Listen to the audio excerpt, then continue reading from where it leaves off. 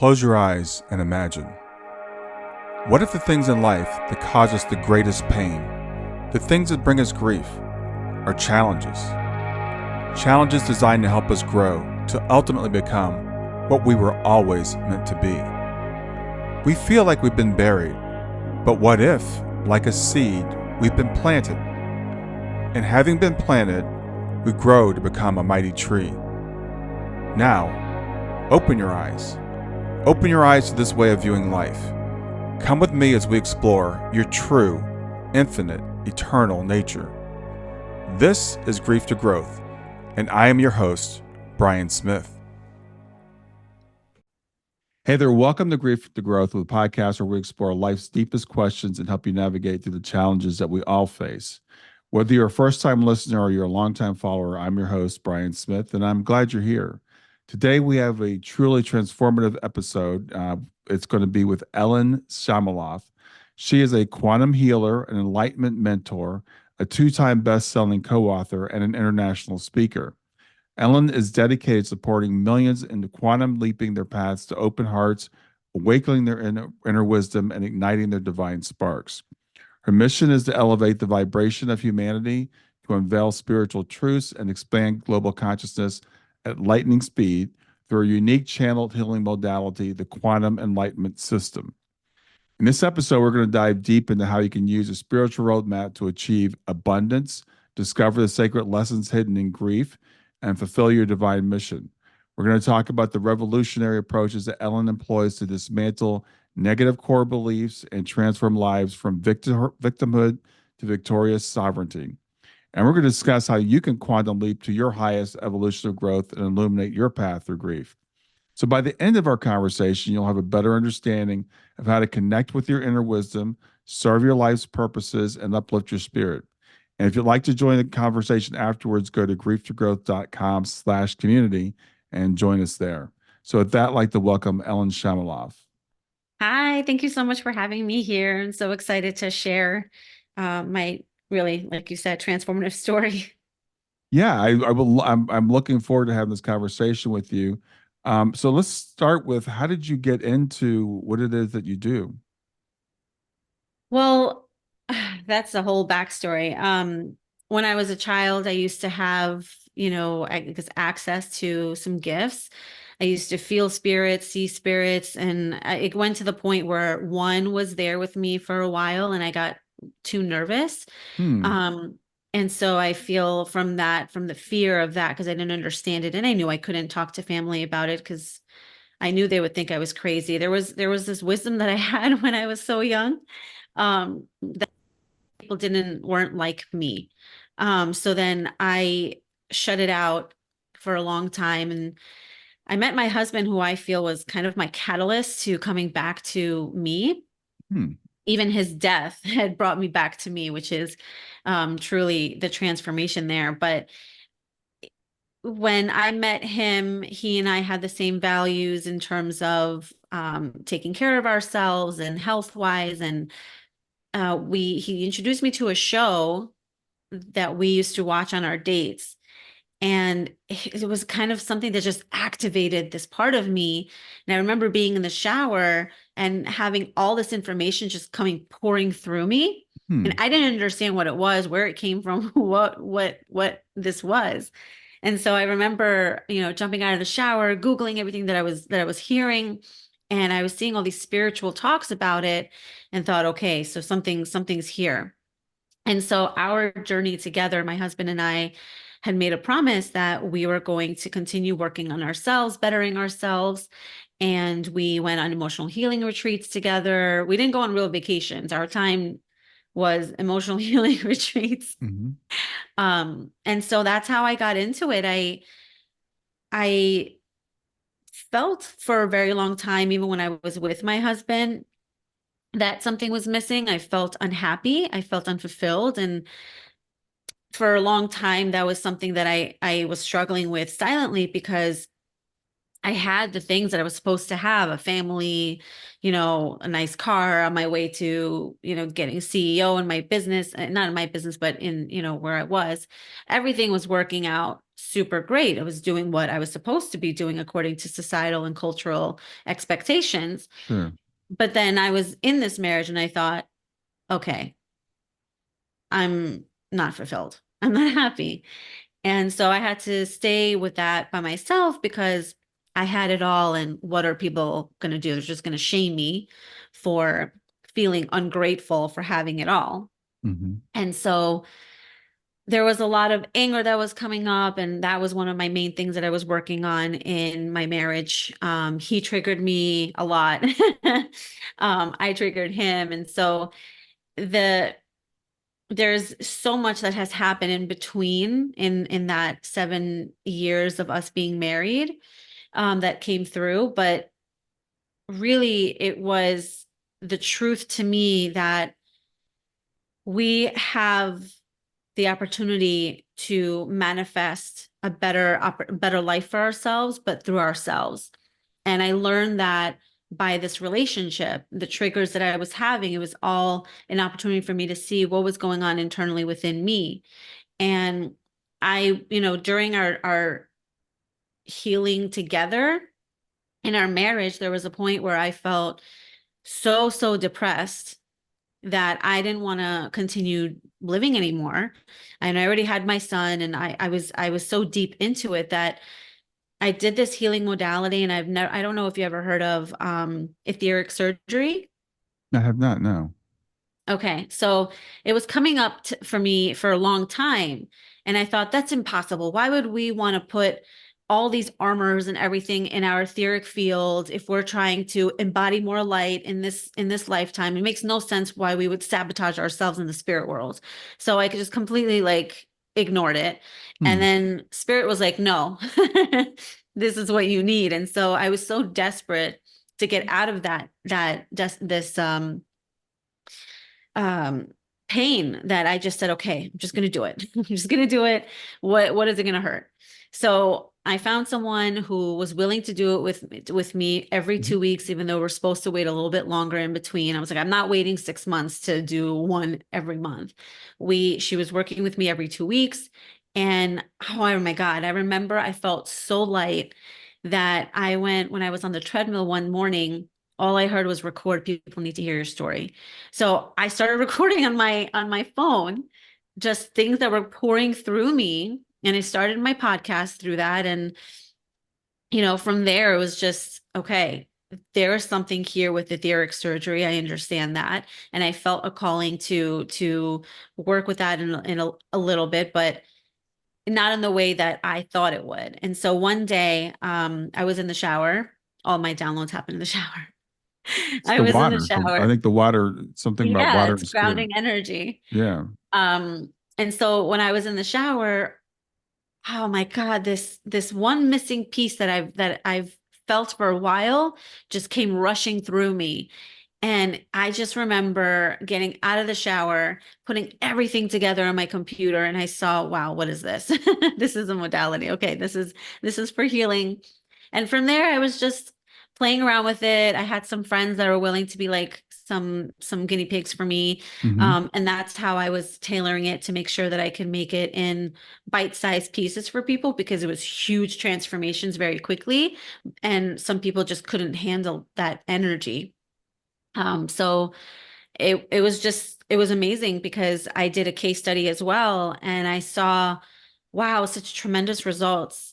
People went from, I had a lady, I remember she was having anxiety for 17 years, once every week, maybe sometimes even more, in a week, to Hmm. having no more panic attacks. She had panic attacks, anxiety, no more panic attacks after we were working together. She felt like this more freer energy. There was another lady who, this one was funny. She's an NLP practitioner, amazing, beautiful soul. And I love working with those people because it's like, this was proof to me of how powerful it was because Hmm. I did not believe how powerful it was until I was actually seeing how it was working on people. And I remember she was like, I worked on a lot of my stuff. I just have some more things that's kind of like in my blind spot that I can't see or don't understand. So I just want to work on those. Hmm. So I have a way to work with people. And so I said, okay, let's just see what comes up in your blueprint. And she was shocked. We thought we are only going to do 2 or 3 sessions, but she was shocked when she saw that she had all the things that she worked on still there in her body. And after we worked together, after doing the whole case study, I remember she texted me saying, all I'm feeling is bliss. I'm in just so much peace and bliss. And my business is skyrocketing without me even, like, she had a new program that she was going to put out there, and she had people contacting her Hmm. about what she was going to put out there, and she already had almost filled it up before even marketing it. And so I just thought, wow, like, even NLP practitioner who works with the mind is proving to me what I thought was the missing piece for a long time. Wow, that's awesome. So Yeah. is your system related to etheric surgery or Yeah, so okay, the quantum enlightenment system does include etheric surgery. And okay, so what we do is we really just look at, what is your soul blueprint? What did you come here to experience? Because everyone has a plan, contracts, and everything that we've kind of, not kind of, but discussed in the spirit world before coming in here on, embodying a physical vessel. And so part of it is karmic debt, challenges that we're meant to overcome, and really just purify this vessel for it to be able to hold the light, and for us to go back to the purity, without the shadow, without the negativity, without the three-dimensional stuff. And hmm, so because we've been on this loop to reincarnating so many times, there are lessons that we haven't learned. And so I look at the blueprint. What are the core challenges that you are meant to experience? Because those are going to be creating your experiences in life. And in order for you to be able to come back to purity, we need to dissolve those things and also learn the karmic lesson so that you don't keep reincarnating with the same thing over and over again. And okay, the etheric surgery does work with that, because basically we've put structures in our etheric field so that we are not able to really hold the light, because the light is so expansive. And so in the dense bodies that we're in, it can't hold all that light when there's so much stuff from, in our DNA that needs to be transformed, that needs to be released or, dissolved.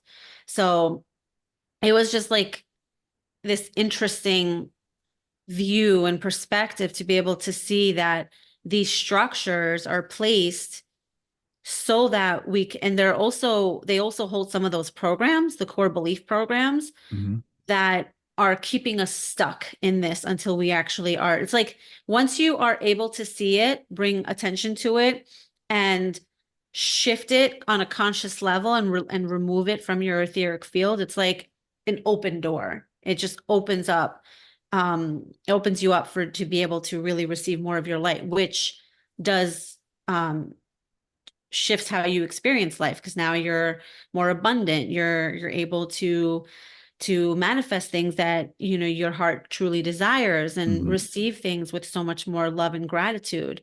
So it shifts a lot, and that's why it is a big part of it. Okay. And so you discovered this. What time frame was this? Did you discover this program? Mm.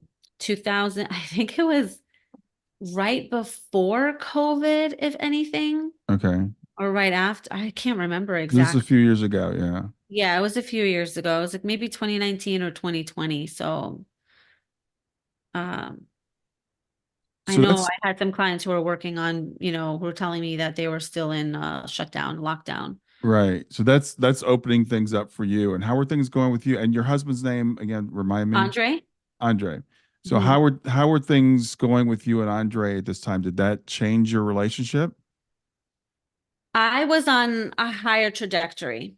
I was on this path where I was really healing things quicker, Mm-hmm. and he was trying to catch up. Mm-hmm. And so there was a point where he was so depressed. He was um you know, he's been looking for his path for a very long time.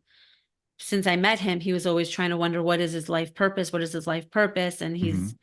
his healing was all around that, because he was a nurse and he was also a highly sensitive person. So he didn't realize that, but we kept trying to tell him, you work with people who are very sick. There's going to be a lot of energy that you're grabbing from them. And he was always suffering from body pain and from all these other illnesses that he didn't understand how he could heal it until he learned to be able to hold boundaries and clear out some of that energy. And we But our mentioned this. relationship was bad. Yeah, we mentioned this a little bit earlier because I know Andre took his life. It was last year, and I'm very sorry for that. Thank you. So, and I know that you said that kind of transformed you in another way. Time for a real quick break. Make sure you like and subscribe. Liking the video will show it to more people on YouTube, and subscribing will make sure you get access to all my great content in the future. And now back to the video. Oh my gosh. Yeah. Uh, well, you know, we were doing a lot of healing work prior to his passing. Hmm. And I feel like that was just like on a superficial level. It amplified once he passed, because when I moved to Florida, I was going to some medicine retreats, healing retreats, where I would be able to open my heart more. Hmm. And I was having a really hard time to go within, even with medicine. There was so much resistance. And I remember when he passed away, I messaged the medicine man and I said, when is the next retreat? I need to heal this shit out of me. And he said, no, you cannot. You need to stay with this. You need to stay with it, because it's really what just happened is a big major shift in your life. You Sure. need to sit with it without medicine. And so that forced me to go within on my own. And I'm so grateful for that, because now I learned what it means that we are the medicine, because he always used to say, you guys don't need medicine. This is just a tool to help you to learn how to go within. But even Hmm. that tool didn't help me to go within, because I was so resistant. But so my gosh, I'm so grateful for that, because I started meditating with Andre. I connected to him, and I knew that there was like, I knew when he passed, he didn't do it to hurt me, and he didn't do it to hurt our son. He sent me this long text message before, so his like suicide note before he did it. And I can tell where it came from. There was for him, it was about saving us from him. And so I knew that I was not angry with him. I could not be angry with him, but other people were angry with him Hmm. for putting us through this, or putting, you know, their families through that. But there was just this feeling of love from him that I was connecting to, and it helped me go within, and I would feel where, first of all, I would feel what it was to actually go within without medicine, and it felt really good, but I was still using him as a crutch. Hmm. Right, because like I'm holding on to his energy, and I'm holding on to his love, and I feel good with it, and I know that I'm going in and I'm meditating and dissolving things, and I've had a lot of insights, and I use my own healing modality in terms of, you know, trying to find where this is coming from, how this came to be, like why this was manifested in my own experience to have here, and also what lessons were behind this, because I know that there was a lesson. I know that this was a contract he had. And so once I started connecting more to it, I realized, you know, there was a lot of reflection around our marriage. And I realized, wow, a lot of the things that I have been blaming him for, or saying that he wasn't doing, it was me. He was just reflecting it to me. And I Hmm. used to, for example, when I used to tell him, why is your heart so closed? You can't even show that much emotion. And then I remember, whoa, that's how I felt. That's me. That's not him. Maybe that was him too. And he was just you know, projecting in and showing me what I was looking at for myself. Hmm. But I remember these experiences were so profound for me because it made me realize that really we are holding on to these energies within us and seeing it come to real life in with our experiences in life. That is what we are experiencing. Why aren't people experiencing happiness and joy all the time? Because they're not holding that energy in their physical being, in their cells. They're Hmm. holding so much pain and so much anger or unexpressed emotions or traumas that haven't been processed properly, right? Even from past lives or, ancestral, whatever it is, it's all passed down and it's coming in to this experience for us to be able to really see it. So that's where my real up level was, because then it was just like, wow, I have the power within myself to literally shift what I will see in my experience as long as I do the inner work. And that's what I was doing. And after the 4 month mark, when I realized that unconditional love, which is one of the life lessons that I talk about, was one of the major life lessons I was working on through this experience with his suicide, Hmm. I realized I vowed that day that I would, after the 4th month when I was processing and everything, I vowed that day that I was never going to hide my true feelings and emotions, because the regret and the guilt of not doing that was more powerful and heavy than actually putting yourself out there and wearing your heart on your sleeve, like they say. Because then you did it, but you also have the power to know that if someone's not accepting it, it's not a rejection towards you, it's a rejection towards themselves, because they can't handle that type of love. Yeah, that's a really good point.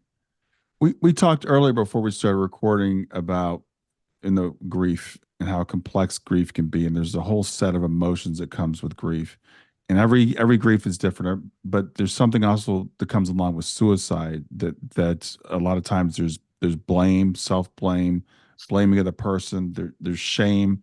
So talk about some of the emotions that you went through going through this.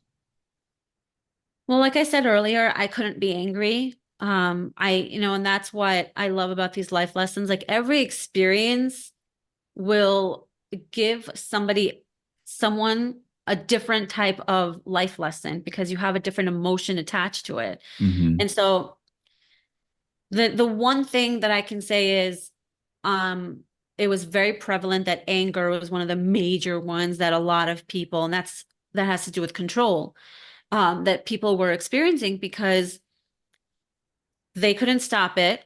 Now they don't know how their life is going to be. They don't know how it's going to affect them.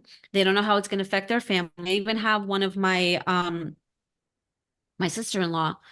I hope she doesn't hear this. My sister-in-law, um, she's trying so hard to protect her family from the truth, because she's so angry that, number one, she didn't listen to people when they were telling her that he needed help. Um she didn't take the steps that she should have taken to help him. And I feel like that can cause self-blame, that can cause anger. Hmm. Um and there was also shame around it, because she didn't tell her family the truth about it. She was worried that they would look at the family and say, "What did you do wrong for your child to want to take his life?" Right. Mental illness is one of the things that people are overlooking, or they don't. It's becoming so natural that it's insane how people can hide so much anxiety, or just sit with it and say, "Oh, it's just part of life." But it's not. It's not. It's mental illness becomes a mental illness because you haven't been able to really express the emotions that you're holding in your body. And what happens mentally, it's the same thing as limiting belief programs. This is the truth of how it works. You have your cells in your body, right? They're holding on to all the information of your life experiences from childhood, from past lives, from ancestral stuff, whatever, all of Hmm. it is in the cells of your body. And so your body is signaling off these information to the brain to say, this is what we want to avoid. This is how we feel about ourselves. Go. And so now we have all these thoughts racing through our minds about how we're not good enough, we're a failure, we're not worthy. You know, the world is a dangerous place, and whatever other thoughts people are thinking about. And so those are the things that are coming up and making us feel like we can't share it with other people. That brings shame, Mhm. right? We can't express this to other people because everyone else seems to be happy. So why do I have this mental illness? Why is my mind going off? Because no one is sharing it. No one Yeah. is talking about it. No one is Right. actually saying, like, this is a real mental thing. So this is how limiting belief programs get created, because the body's holding it off, sending it off to the brain decodes it into this information. And so this is what your belief patterns are. And then you have your thoughts that are created from the belief patterns. Yeah. That's a very good explanation, and thank you for that.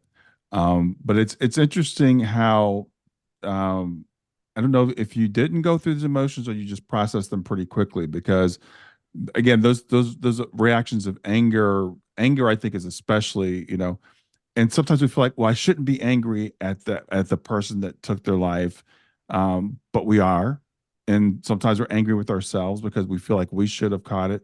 Did you go through that, or because you had done so much work before, you didn't have to go through that? Oh, no matter how much work I did, I still had to go through that. Okay. Mm. I was actually surprised at one point why I was feeling so angry. Because it wasn't one of the biggest lessons for me because I wasn't as angry, but there was that, let's just look at this for what it is. I'm alone now with my son who is super hyper. And we were both talking about how hard it was with two parents to take care of one child. And Right. here you go, you take your life, you think you're saving me, but you take your life and leave me alone handling like one parent with this child in Florida where we don't have family to help us. And so it's like, what were you thinking? Right. Right. And you know that I was also very codependent on him.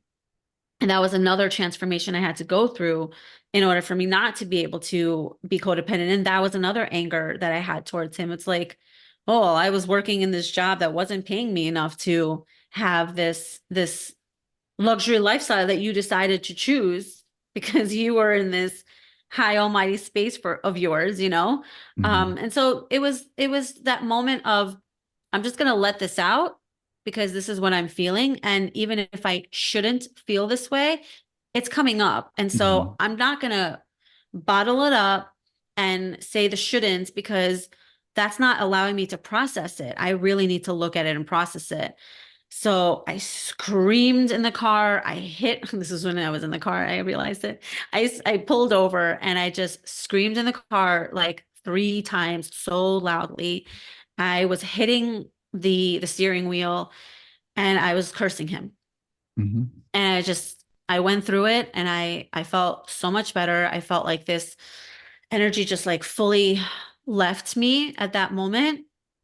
And that's when I felt like this clarity coming over me when I was getting grounded and calming myself down.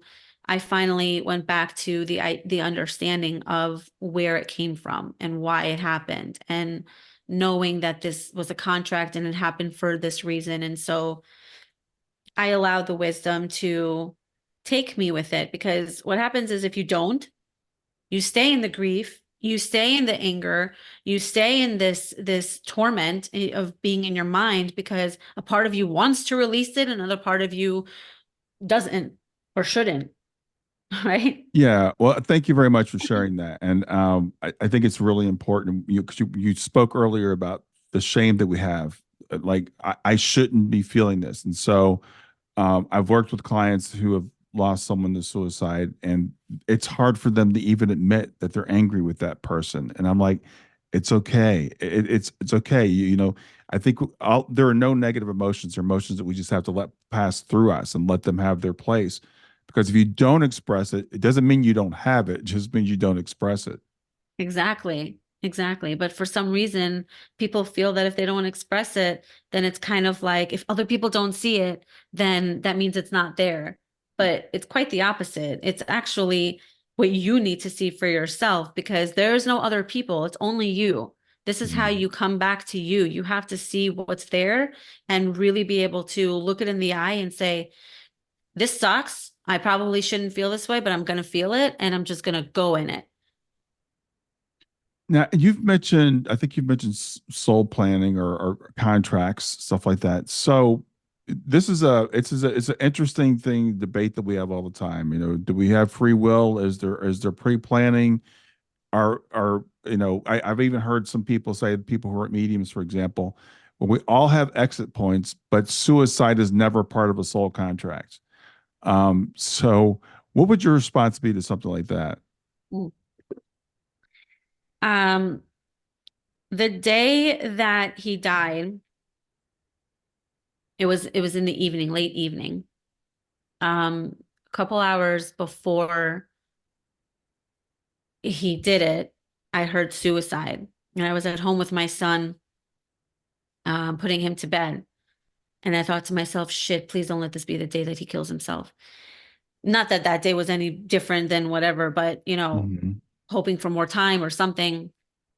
And so I saw an image in my head of him being next to water. And I thought, oh my God, I have to call him. So I called him. He seemed fine. And even even after he said he was fine, I was like, I'm gonna wait for you. I'm gonna stay up for you. He was like, no, no, no, don't. Everything's fine. I usually keep my phone underneath my pillow in case somebody needs to reach me or something, you know? Mhm. This was the one day that I literally heard to put my phone on the nightstand. And I never do that, but I put it on the nightstand. So his first message was to me at around 10:30 saying, "Oh, don't wait up for me. I'm stuck in traffic or whatever." And I remember waking up around 10:30, seeing this message, but not actually clicking on it. And I put my phone back down. Mhm. And then his next message, which should have woken me up, but didn't because it was on the nightstand, at 11 o'clock, at 11:50, giving me his suicide note. When I found out, I was in complete shock. Like I knew, but at the same time, the fact that it actually happened, it was just like, whoa, okay, shock. Mhm. Right. And so I was just in a place of like, I couldn't concentrate on anything. I couldn't think about anything. I had family come over my apartment and they were helping me pack so we can go to New York and to bury him. And so I remember I was in the what is it called? The airport. And all I could hear was contract, contract, contract. So I called my life coach at that moment and I said, all I keep hearing is contract. I think this was a contract. And he helped me put in words what I couldn't understand, Mhm. like to actually speak. And he said that most people who try to kill themselves are not successful. He's heard stories how people try to kill them, like shoot themselves in the mouth and they would miss, they would not be successful. Right. And he he felt that the fact that it was successful, the fact that I keep hearing contract, the fact that all those other things that I told you happened, Mhm. it was a choice that he made. So in this contract, what I believe to be true is that suicide is definitely part of the contract. You have a choice to not have this as your pattern, or you have a choice to continue going.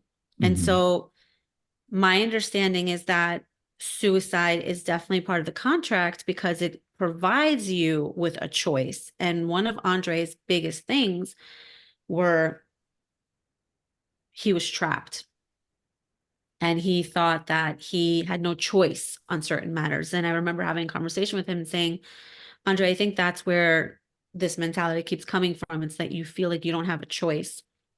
You get to choose X, Y, and Z.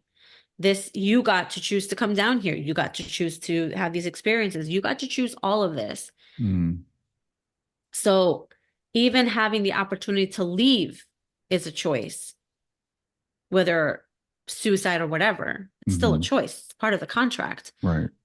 And so the contract for me, yes, suicide can be part of it, but it's also a pattern. Taking the easy way out, you know, leaving before you finish, the fear. So like it's coming all through my head and I'm trying to say it Yeah. in words that are understandable. Um, I remember, so I'll just tell you really quickly that I chose to have this experience with Andre in this lifetime because part of my patterns was to not be happy, was to sabotage all my happiness because I wasn't allowed to be happy because in one of my past lives, I had vowed that because I didn't fulfill my mission as a guard, the person who I was guarding, who was a leader of some sort, had was killed. And so I punished myself in that lifetime and vowed that I would never be happy. And so I feel like as part of the manifestation process, this is very deep. So I hope people understand this, but as part of the manifestation process, we are holding on to this energy within us, right?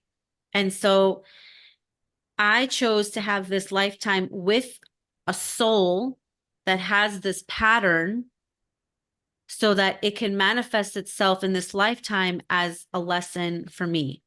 Mm. And there's also other lessons for other people. But that's the way I view it. And so yes, suicide is definitely part of a contract. Um, should the soul choose to take that route or to fight against it? Yeah, thank you for sharing that. And I know this is a very deep subject, and it's something that I don't even know that we could under. I was funny. I was thinking about this morning that we could even understand at the human level, because it does seem to be a combination of a pattern, some contractual agreements, but also within that we have a certain amount of choice. And it's never just about our own soul either, which is I think a lot of people don't realize. It's like we have these intricate webs of connection, and so you might say, I'm going to choose to be with this person so they can reflect to me, so I can learn this lesson, and all these things ripple out and touch people in ways that we can't understand from a human perspective.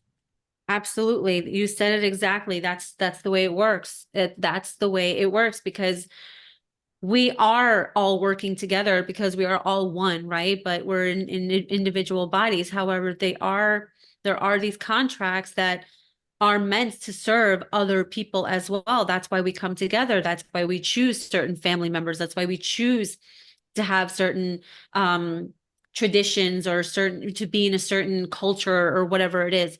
It's to have those types of experiences that are going to help us grow. And it works. It's like I hate this, but killing a bird with killing one bird with or two birds with one stone. What is it? Yeah, Two two birds with birds one with one stone. Yeah, stone. I yeah, don't like killing birds, but it's two birds with one stone, right? right. So it's like that's the same concept here. It's not just about his growth, it's about other people's as well who are connected to him.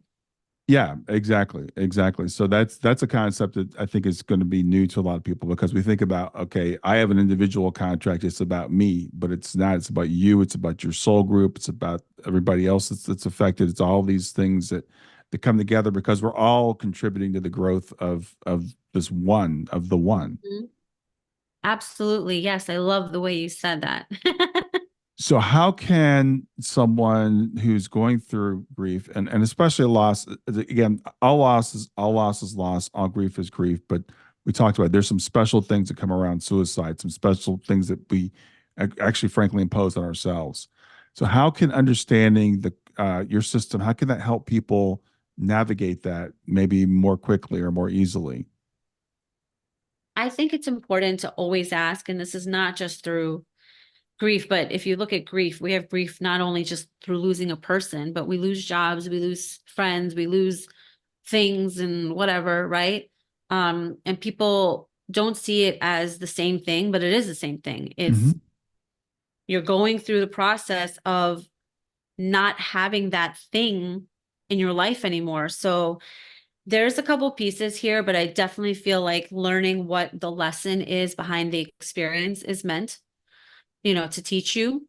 I know a lot of people, they think that death is a natural occurrence, but it's still an experience that you're having. If you're experiencing anger, for example, as one of the things, one of the emotions throughout grief, then you're holding on to a concept that doesn't exist. You are So anger is an emotion of control, right? So if we're not surrendering to life and growth and to what is, what we're flowing through, and you're trying to grab on, then you're not going to be able to live life fully. You're just living in this fear moment, and that's maybe your growth. Maybe your growth is to detach and to learn that certain people leave our lives so that we can grow more. Certain things are no longer part of our frequency because we're meant for something different. So we make space in our life for something more to happen. Yeah. That's a really good point about anger being a thing about control. And again, grief is such a complicated thing, but we have this tendency, and I'm thinking about clients that I work with, to like we want things to stay the same. We don't want to let go of we don't want to let go of this, and we don't want to move on to the next thing. It's like I want things to be the way that they were, the way they've always been. You know what that's from? What's that? Go ahead. It's from safety. Yeah, yeah. Safety. When you're attaching to something, even though it's not good for you, you know what it's there for. You know the outcome you're going to receive out of having it because you're familiar with it. And Hmm. so even though it doesn't feel so good, you don't know how the other thing is going to feel. So you're like, I'm going to stay here because it feels more safe. Yeah, yeah. And I know you're a parent. And how old's your son? 6.5 now. 6.5. So I was thinking, my girls, one of my children's in spirit, but my other daughter, she'll be 28 in a few weeks, and or a couple of months. And when you're a parent, you start to realize you can't hold on because they're always growing, they're always changing, and I think that's a great metaphor for life. If we could just start to understand that, that's how life works. We don't get to hold on to anything that's here. Yeah. So, one of the things I think is really important is to learn what the lesson is for having this experience and learn how to detach. But also, another lesson is to truly, truly feel safe within yourself. And I feel like that's one of the missing pieces, the Mm-hmm. key missing pieces Mm-hmm. in, being here is people don't feel safe in their bodies. They don't feel safe being here. They don't feel like they're being taken care of. They feel like this is where survival comes from, a survival method or idea. Everyone is just working hard so they can survive in this world instead of taking a step back and learning that God has a plan that and it's not in a religious view. It's just God is to me is just this. We're all God. So the higher God, the Mm-hmm. main, Mm-hmm. the main source. Um, there's a plan that we all have to be able to grow and to elevate and experience, and we just have to go through it. But we have to know that we are safe as we go through it. You got to stay in your own power. And the only way you can do that is if you actually know that you have contracts here, that you have this a different perspective shift. It's Yeah. it's completely different knowing that you have these experiences and that means that you have the responsibility to change what you see and what you experience and how you experience them because it is within you. And that's how you get to explode and live this beautiful life and live heaven on earth without this mental baggage and all these fears because you are safe. You're feeling safe and secure within yourself because you know you're guided, you know you're taken care of, you know that you are You don't have to attach to anything because no matter where you go, you've got your power. Yeah, and let's talk about what it means to be safe, because I think that is something that people misunderstand. And you mentioned perspective. So what does it mean to be safe? To me, it means knowing that, well, okay. So it's kind of riding on what we said earlier, right? If you know that you are here for a higher purpose, that there's more than you just being in a body, right? There's already meaning to life, more powerful meaning. Then you take it back and you're like, oh, okay, well, if there are past lives and we reincarnate here, then you have another level of perspective saying that I have the opportunity to now heal those things so that there's something better that can be created here. And so when you look at the perspective shifts in that aspect, you know that there's a higher power, and that brings it back to you. So if you are, safety means being able to really be grounded in your physical vessel, to be present in all your experiences, taking it in and not reacting, but responding because you're not emotional about it. And if you are harboring emotions about it, there's lessons there for you to learn in order for you to be able to better respond to them, right? You know what the lessons are by detaching from these things and whatever it is.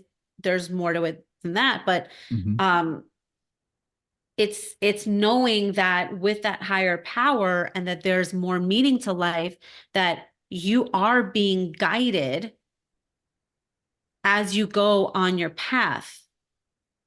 Yeah. And so if I know that I have an invisible God behind me, for example, and I got my army with me, I'm like, okay, nothing's going to happen. I'm good. And I talk to them and I communicate with them and I go through, you know, challenges of trying to understand what lesson this experience is trying to teach me, but they've got my back. And Hmm. so I feel safe knowing that I can do that. I feel safe knowing that I'm on this earth and I know I have a big mission and I know I have my power. And so regardless of what happens, there's no right or wrong. I'm just going on the trajectory that's meant to teach me the lessons in order for me to get to whatever level I'm going to. Yeah, absolutely. So I know that you can help people with negative beliefs. And what are some common negative beliefs that you can help people with? Oh my God, there's so many. Mhm. So the soul blueprint, there are different codes, right? It all depends on the energy of your name. And so the name that you were given has an energy from birth. That's like, hey, here you got your soul blueprint. It's been created for you. Everyone is going to have something different. However, one of them that I see very often is abandonment, unworthiness. and and that's, again, it really depends on what codes they have in their chart. Hmm. It could also be, what was the other one that just came to mind? Shoot, I can't remember the other one that came to mind. It was a really good one. Um, but there's all different things. Oh yeah, like if you can't hear, see, or feel it, then it doesn't exist. Again, that's like my invisible army, right? Hmm. So people have all these types of different belief systems in their soul blueprint that gives them this experience.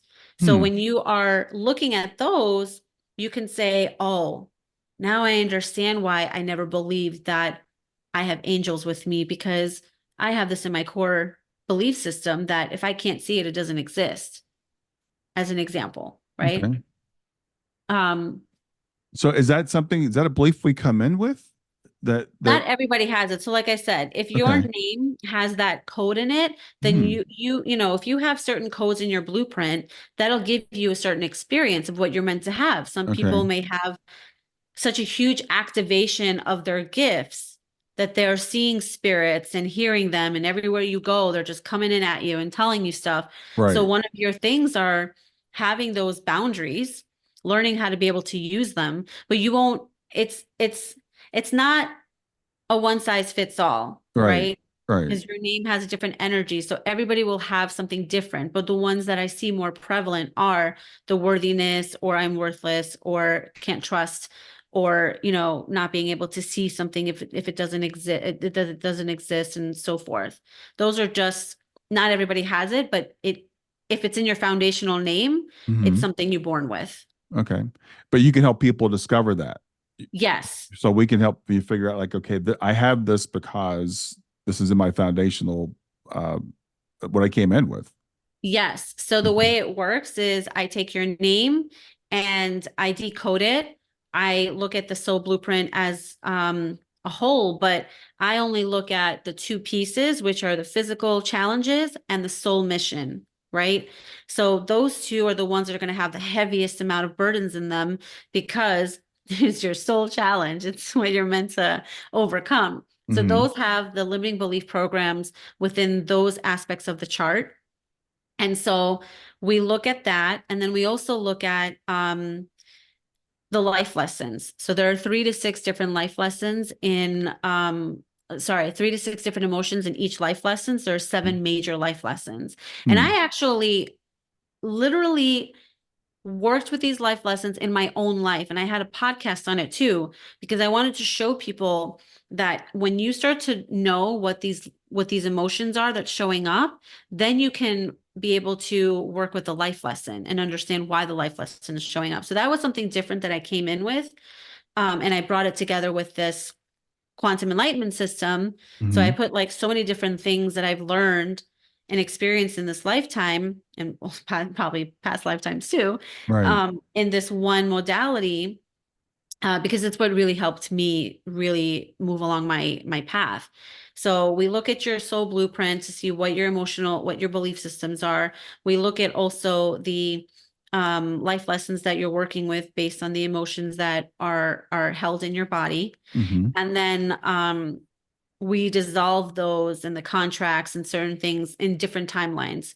So all sessions, the first 4 sessions, you'll have different timelines that come up through for that particular belief or emotion or whatever.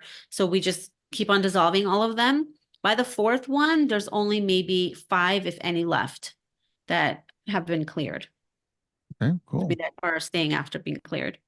So, Ellen, where can people find out more about you, about what it is that you do?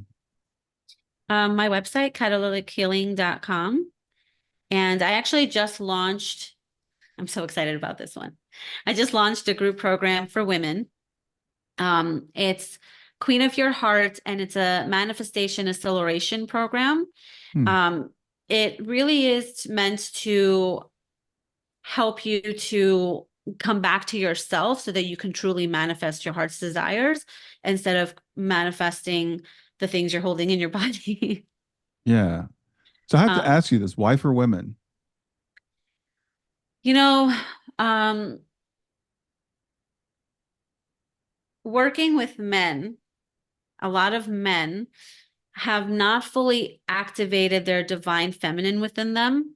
Mm. And so that was one of the problems my husband had when he was on his healing journey. Hmm. Once he started to activate that, it was really hard for him to process a lot of emotions. And he also had shut down a lot of the memories that he had stored or hid away from himself. And once they started coming through, Yeah.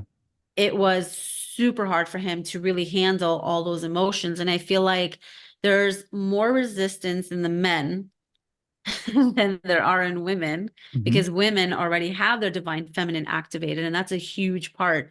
And we're also activated with our divine masculine or our masculine side, because we're in a patriarchal world. And so it's like we come in with it. You know what Mm. I mean? Yeah. Yeah. So working with women, it's a little bit I think easier and safer for me at the moment. I Sure. am looking actually to, maybe you can be my guinea pig, but I am looking to expand it on men. So I'm looking for some participants who are willing to work for a case study for the quantum enlightenment system, like I did for the women in the beginning. Yeah. Well, I didn't mean to put you on the spot, but it's interesting because almost all of my clients are women. Most of my guests are women, and I work. A lot of guests I have on, it's like I work with women, and that's great, it's but we got to do something for the guys, and I don't know what the deal is. And you're right, we live in a crazy patriarchal society, and I think that's limiting a lot of men. We're not allowed to express ourselves and stuff. So yeah, we got to figure I got to figure that out, I guess. I've had a few guys on, maybe we need to figure out how we can help the guys out. Oh, I don't, like I said, I want to help the guys out. I just Oh, want I to make know. Yeah. sure Yeah. that this program, because I've saw how this program really accelerates people on a quick trajectory. So Hmm. the thing is, with men, we have to slow down a little bit because they're not used to expressing so much. And so this might kind of um I don't want to say scare, but it might It be could be too too much for much. them to handle. And Yeah. so I'm just trying, that's why I want to do a case study to find out, because then I can see, do they need a couple weeks, apart. The Quantum Enlightenment System we do once a week, and Uh-huh. we have it like, hey, seven weeks in a row, like you're on a path for beautiful life. But for men, it might be a little bit longer. Hmm. But that's why I would like to test it out. But I think that's the reason why, because also if you look at it, women have been suppressed for a long time too, Yeah. in a different way. Right. And so And yeah. now all these women are like, yeah, screw it. You men think that you're gonna take our power away from us. No, we're coming in here. And I feel like that's kind of maybe the energy that a lot Yeah. of us have, that we're coming back into our own power and forget the men. But Yeah. that's a good point. No, I think that's very fair. And and you talked, you were talking about this. It might be too much because I was just listening to someone the other day talking about having a Kundalini awakening, and people say, "Oh, that would be great to have a Kundalini," and they're like, "No, you don't want a Kundalini awakening. It's like having a near death experience. It could be too much. It's like people think they're going crazy. So we Oh have my to, God. yeah, It is powerful. I, it's beautiful experience. But like I say to everybody, when you are on the path of spiritual growth, you need to have a coach with you. You need the coach with you because they've been through this and they can walk you through it, guide you, and allow your own wisdom to come through as you are healing and as you're integrating this work that you're doing on yourself. Because without help, you're going to go down a path where you might spiral. And so when you're having a Kundalini awakening, it's such a powerful experience and it's big energy. It's such big energy. People will really need guidance and people say they want that because once you got your Kundalini awakening, your life is going to get so much better. And yeah, that's what they want. They just want a better life. So that's why they're wishing for that. But there's other ways to be able to have a better life other than just like activating this Kundalini. Because if you don't know how to deal with that power and that energy, then there's no point in having it. yeah. Well, great. It's been really great getting to know you. Anything that I should have asked you that I didn't? No, no shit ups. It was great. I love the Uh, conversation. all right. All right. Well, thanks for doing this. It was great to meet you. It's catalytichealing.com. That'll be in the show notes for anybody who wants to find out any more about what it is that you do. And have a great rest of your afternoon. Thank you. Same to you. It was great being here. Sending you guys a lot of love.